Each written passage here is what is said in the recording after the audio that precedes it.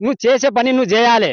కానీ నువ్వు నీకు ఏదో ఆర్టీసీ బస్సు రవాణా శాఖ మంత్రి ఇచ్చిర్రు నీకు, సరే ఇస్తే ఇచ్చే. కానీ నువ్వు మా కేసీఆర్ను, మా మా హరీష్ రావును, మా కేటీఆర్ను ఏమంటున్నావు, నువ్వు ఏం తిడుతున్నావు అంటే నీకన్నా తక్కువలా వాళ్ళు.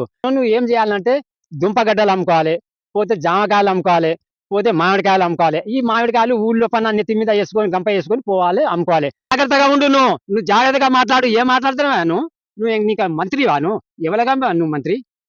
ఏడ మన ఉద్యమం నడుస్తా అంటే ఏడబన్నావు, నువ్వు ఏడ ఉన్నావు, ఏడ జాక్కున్నావు, నువ్వు ఏం చేసినావు?